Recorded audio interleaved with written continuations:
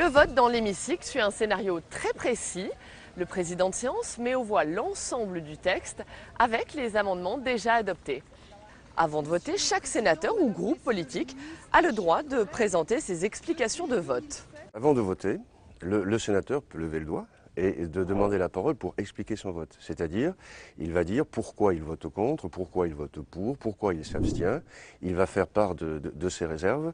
Cela enrichira les travaux parlementaires et permettra de mieux marquer l'intention des parlementaires, parce que vous pouvez être pour un texte, mais avoir des réserves. Plusieurs modalités de vote sont possibles. Le vote à main levée exige la présence des parlementaires. Le décompte est effectué par le président de séance. En général, ce décompte n'est pas consigné. Les sénateurs qui sont pour lèvent la main, les sénateurs qui sont contre lèvent la main ensuite, et ceux qui s'abstiennent lèvent la main. Et s'il y a un doute, le président peut procéder à un scrutin par assis et debout, qui permet aux sénateurs de mieux marquer leur position sur tel ou tel amendement.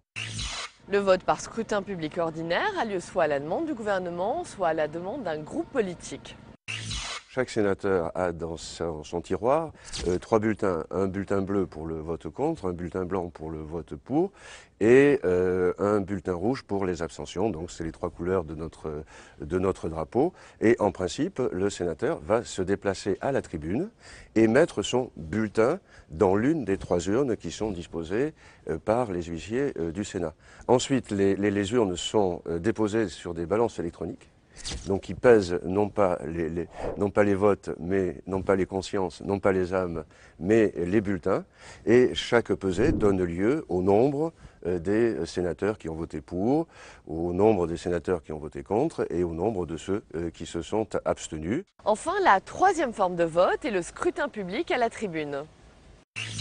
Ce scrutin public solennel est utilisé pour le vote sur l'ensemble du projet de loi de finances. Vous savez, c'est l'acte politique le plus important de l'année parlementaire.